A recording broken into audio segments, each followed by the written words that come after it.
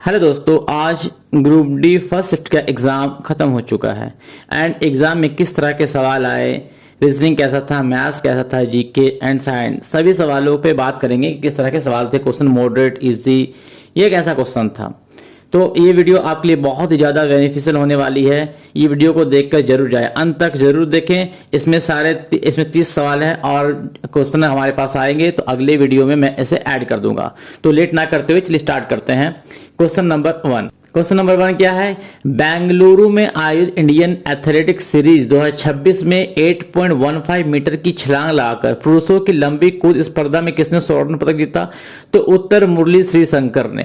अब एग्जाम में आगे ऐसा ही पूछ सकता है कि मुरली श्रीशंकर किस संबंधित है? तो मुरली श्रीशंकर लॉन्ग जंप से, छलांग से। ठीक है, ये आपको पता होना चाहिए। क्वेश्चन नंबर 2, किस खिलाड़ी को 2026 में लॉरियस वर्ल्ड स्पोर्ट्स अवार्ड में वर्ष का सर्वश्रेष्ठ पुरुष खिलाड़ी का अवार्ड मिला, मतलब स्पोर्ट्स ऑफ द ईयर मिला? तो कार्लोस अल्कराज को, जो स्पेन के, उसको मिला। यही अगर अगले शिफ्ट में पूछ लिया जाए कि किस महिला खिलाड़ी को sports women of the year मिला है लॉरियस वर्ल्ड स्पोर्ट्स अवार्ड में, तो होगा आर्या सेवलिंका को मिला है। ठीक है। क्वेश्चन नंबर 3, 17वां वार्षिक बैलन डी और 2026 पहली बार पेरिस से बाहर किस शहर में आयोजित किया गया? मतलब पहली बार पेरिस के बाहर किस शहर में आयोजित किया जा रहा है? तो इसका आंसर होगा लंदन। 2025 में जो विजेता थे, क्योंकि अभी तक गेम खत्म नहीं हुआ है, तो 2025 का जो विजेता है ना, वो इंपॉर्टेंट है। उसका नाम है उस्मान डेम्बले। ये इंपॉर्टेंट है, ठीक है, इसे भी याद रखें। क्वेश्चन 4, किस राज्य में खेल शिविर आरोह 2026 की शुरुआत की गई? आंसर होगा मध्य प्रदेश। क्वेश्चन नंबर 5, 6 से 8 अप्रैल 2026 को आयोजित आरबीआई की मौद्रिक नीति समिति, जिसे एमपीसी कहते हैं, वो कौन सी बैठक थी? तो वो 60वीं बैठक थी। दिसंबर 2025 में रेपो रेट क्या रखा गया था? तो इसका आंसर 5.25% था। ठीक है, 2025 के क्वेश्चन थे। क्वेश्चन इसको घुमा के मैं इतना सिंपल वे में लिख दे रहा हूं ना, तो एग्जाम में ऐसा नहीं है, आपको थोड़ा बड़ा करके क्वेश्चन रहेगा, उसे समझने की जरूरत है। ठीक है, आगे क्वेश्चन, LVM-3 रॉकेट, जिसे बाहुबली के नाम से भी जाना जाता है, का उपयोग करके लॉन्च किए गए देश के सबसे भारी संचार उपग्रह का नाम क्या है? उसका नाम है CMS-03। यह कहां से लॉन्च किया गया? आगे के शिफ्ट में पूछ सकता है। तो यह श्रीहरिकोटा से लॉन्च हुआ। इसका वजन कितना है? तो 4410 kg इसका वजन है। इसे LVM-3 रॉकेट के लॉन्च किया गया, जिसे बाहुबली के नाम से जाता है। मैंने क्वेश्चन में ये बता दिया है। ठीक है, चलिए आगे करते हैं। ये अप्रैल 2025 में सचेत ऐप किसके द्वारा लॉन्च किया गया? सचेत एक ऐप है जो राष्ट्रीय आपदा प्रबंधन प्राधिकरण द्वारा लॉन्च किया गया है। प्रधानमंत्री मोदी जी ने मन की बात से लोगों को यह बताया कि जैसे बाढ़, भूकंप, चक्रवात आदि से सुरक्षा के लिए ये ऐप डाउनलोड करें। इससे बचने में आपको अलर्ट मिलता है, अलर्ट दिया जाता है, जिससे जान को बचाने में मदद मिलती है। ठीक है। क्वेश्चन नंबर 9, डॉक्टर एन राजन का संबंध किस वाद्य यंत्र से है? तो डॉक्टर एन राजन का संबंध वायलिन से है, तो ये वायलिन वादक है। इन्हें 2026 में पद्म विभूषण सम्मान से सम्मानित किया गया। ठीक है, राजन हिंदुस्तानी शास्त्रीय संगीत को वायलिन पर प्रस्तुत करने वाले एक विख्यात अग्नि कलाकार है। अगर पूछा जाए कि किस संगीत से बिलोंग करते हैं, तो हिंदुस्तानी संगीत शास्त्रीय से बिलोंग करते हैं। ठीक है। तमिलनाडु के नए मुख्यमंत्री विजय थेलापति किस राजनीतिक पार्टी से संबंधित है? तो इनका संबंध तमिजगा वेत्री कड़गम TVK से संबंधित है। आपने बहुत सुना होगा, तमिलनाडु फेमस है कि बहुत ज्यादा ही फेमस है। तो विजय थेलापति जो तमिलनाडु के CM बने हैं, उनका मूल नाम क्या? उनका मूल नाम है जोसेफ विजय है। ठीक है, इनकी पार्टी ने बहुत अच्छा किया, पहली बार आए पॉलिटिक्स में, और 234 सीटों में उन्होंने 108 सीट अपने नाम कर लिया।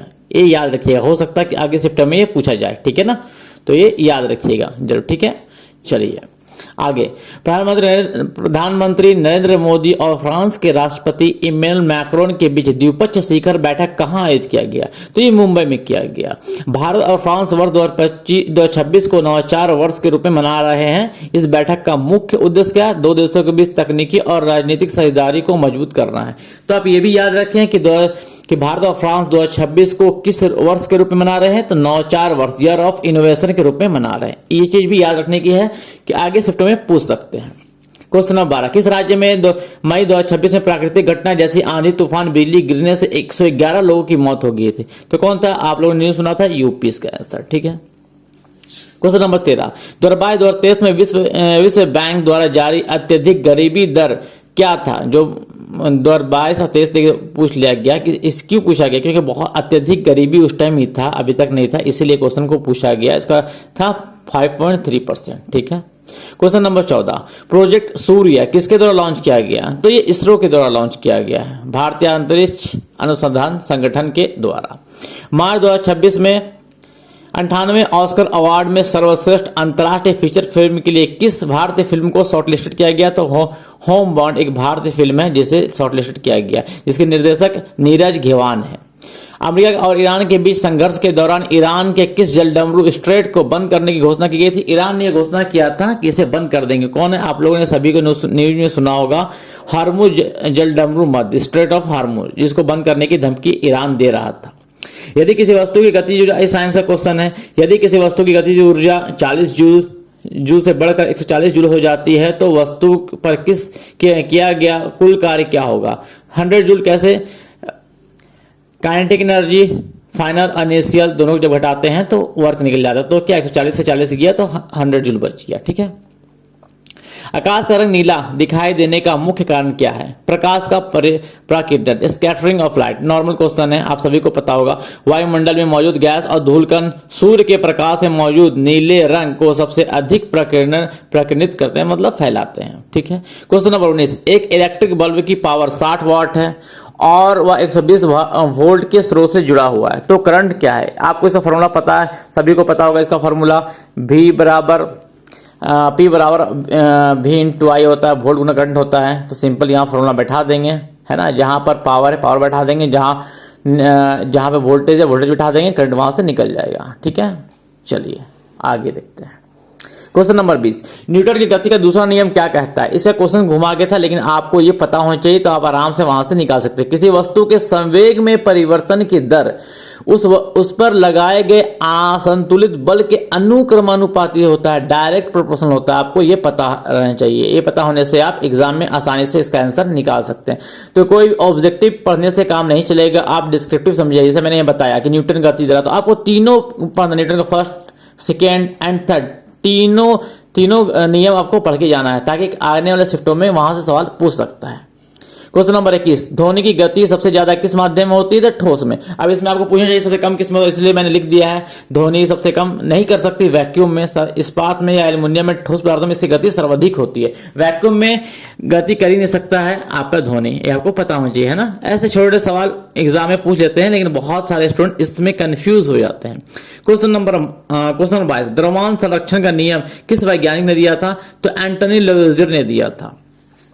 क्वेश्चन नंबर 23, इस रासायनिक अभिक्रिया का मुख्य उत्पाद क्या है? जैसे NaOH सोडियम हाइड्रोक्साइड और HCl हाइड्रोक्लोराइड है ना, तो इन दोनों को रिएक्शन से क्या बनता है ये पूछा था। तो यहाँ क्या NaCl प्लस H2O बनेगा, सोडियम क्लोराइड और जल, ये दो बनेगा। ठीक है। यहाँ एक उदासीकरण अभिक्रिया है जहां सोडियम हाइड्रोक्साइड और हाइड्रोक्लोरिक एसिड मिलकर सोडियम क्लोराइड और जल बनाते हैं। ये फॉर्मूला को पता है, सोडियम क्लोराइड का है, जल का है।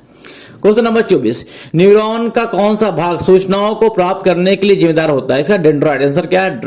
डेंड्राइट, जिसका हिंदी में द्रुमिका भी कहते हैं। क्वेश्चन नंबर 25, एक प्रकाश तरंग का तरंगदैर्घ्य 600 nm है और उसकी चाल 3 × 10⁸ मीटर पर सेकेंड है, तो उसकी आवृत्ति फ्रीक्वेंसी क्या है? फ्रीक्वेंसी क्या आपको पता होगा, V बराबर n लैम्डा होता है, या फिर यहाँ V बराबर f लैम्डा होता है। यहाँ से आप निकालेंगे तो इसका काट कुट कर आप देख लीजिएगा यहाँ से कैसे दिया हुआ। ठीक है। इसका आंसर हो जाएगा 5 × 10⁻14 हर्ट्ज, ये आंसर होगा। ठीक है। क्वेश्चन नंबर 26, किसी विलयन में 80 ग्राम पानी में 20 ग्राम साधारण नमक मिलाया जाता है, विलयन की द्रव्यमान सांद्रता % में कितनी है? ठीक है। 20% कैसा है? टोटल 80 ग्राम है, 80 ग्राम विलयन है और 20 ग्राम साधारण नमक है, दोनों मिलाएंगे तो क्या 100 हो जाएगा। तो 100 कितना परसेंट है? 20 है, 20% आंसर हो गया। नंबर 27, कोशिका के अंदर ग्लूकोज के विघटन से ATP जो ऊर्जा उत्पन्न होने की प्रक्रिया क्या कहलाती है? तो कोशिकीय श्वसन, सेल्यूलर रिस्पिरेशन कहलाती है। इसका जो अतिरिक्त है एक्स्ट्रा फैक्ट, यह प्रक्रिया मुख्य रूप से कोशिका के माइटोकॉन्ड्रिया में होती है, जिसे कोशिका का पावर हाउस भी कहा जाता है। क्वेश्चन नंबर 28, अपघटन अभिक्रिया डीकम्पोजिशन रिएक्शन क्या होती है और ये कौन से पदार्थ में प्रदर्शित करती है?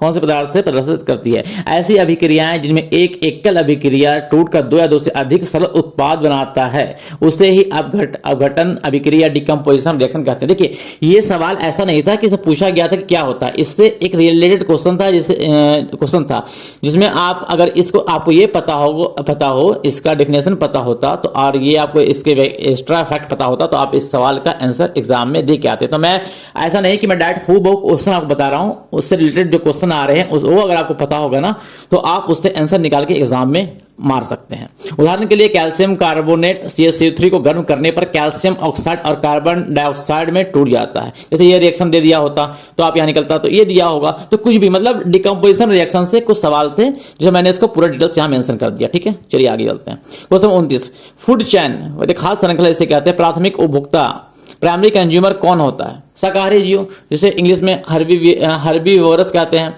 अब देखिए मैं यहाँ फूड चेन के बारे में प्राइमरी कंज्यूमर पूछा तो अब आने वाले शिफ्ट में हो सकता है सेकेंडरी या थर्ड कोई भी पूछ सकता है, तो आपको फूड चेन से जितना भी क्वेश्चन बनने का या फूड चेन के बारे में डिटेल्स जान के जाएं ताकि आने वाले शिफ्ट में क्वेश्चन आए तो आपका ना छूटे। जो जीव सीधे तौर पर उत्पादक प्रोडक्ट हरे पेड़ पौधे जो खाते हैं प्राथमिक उपभोक्ता कहलाते हैं। उदाहरण के लिए गाय, हिरण, टिड्डा। समझ में आ गया? इसका दूसरा तीसरा भी आप पढ़ के जाएं। तीसरा और आखिरी क्वेश्चन है जो हमें मिला है, कोशिका सेल लचीला क्यों होता है?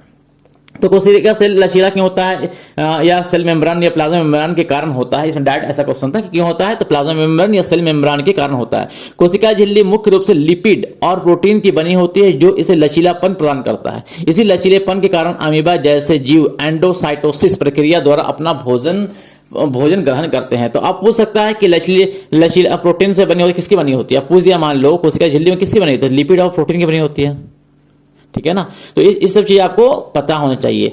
तो आज का फर्स्ट शिफ्ट के में 30 सवाल आए थे जो एग्जाम में आए थे, उन सारों का मैंने यहाँ पर एनालिसिस किया है और मैथ रीजनिंग का जो कर रहा हूँ एंड आने वाले शिफ्ट जो सेकेंड थर्ड शिफ्ट है उसका भी पूरी कोशिश करूंगा कि जितने क्वेश्चन है सही मैं आप तक क्वेश्चन पहुंचा सकूं ताकि आने वाले शिफ्ट में आपको इसका फायदा मिल सके।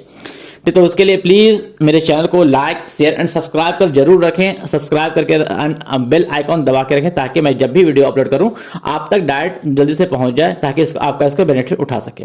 एंड मैथ रीजनिंग की बात करते हैं। देखिए मैथ जो था 20-24 यहां से गलत हो गया था। 20 से 21 क्वेश्चन इजी था, एकदम इजी। आप अगर हल्का प्रैक्टिस किया ना तो आप आराम से आप इसे बना सकते हैं। मैथ 3-4 क्वेश्चन मॉडरेट एंड एक से 2 क्वेश्चन टफ था जो दिक्कत कर सकता था, लेकिन प्रैक्टिस आपकी अच्छी है तो वो भी आप चाहे तो यहाँ पर मैथ में 25 नंबर ला सकते हैं आसानी से। ठीक है, क्या करना है इसका सबसे अच्छा पता सोल्यूशन क्या चीज क्या है? आप प्रीवियस ईयर के क्वेश्चन करके जाएं। आप प्रीवियस ईयर में जो आया ना 4-5 क्वेश्चन डिस्टर्ब कर रहा है, जो बना नहीं पा रहे, वो सवाल ही एग्जाम में उस टाइप के सवाल आ रहे हैं जो आपको दिक्कत कर रहा है।